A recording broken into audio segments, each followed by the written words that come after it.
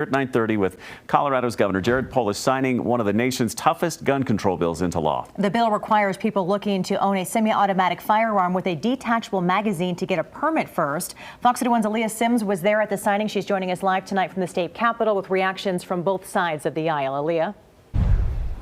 Yeah, Christine, while proponents of the bill say that this will help make Colorado communities safer, people in opposition say that this will leave law-abiding citizens without the proper tools to protect themselves in case they are a victim of crime, ultimately making Colorado less safe.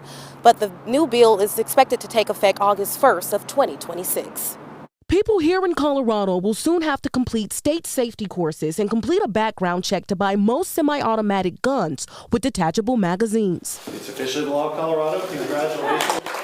This comes after Governor Jared Polis signed a new bill into law. The bill requires a permit to have those semi-automatic guns. The permit would go through your local sheriff's office, but the safety training required would go through Colorado Parks and Wildlife. I really think this bill will make Colorado communities safer.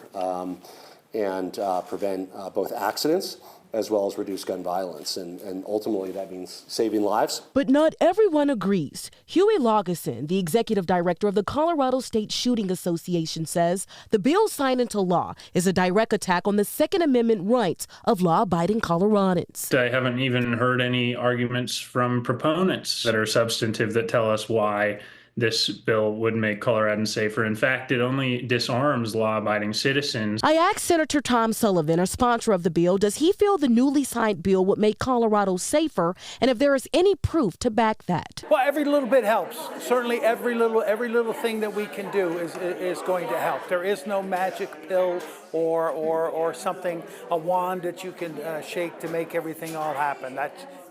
Or we would have already done that. It's something that Stella Kay, vice president of Students Demand Action, is excited for after years of fighting for change. In Colorado specifically, we had the Aurora shooting, Club Q, King Supers, the list just goes on and on. So to say that this will make Coloradans safer is not an overstatement at all. And the executive director of the Colorado State Shooting Association tells me right now his legal team is currently gearing up to get the bill struck down.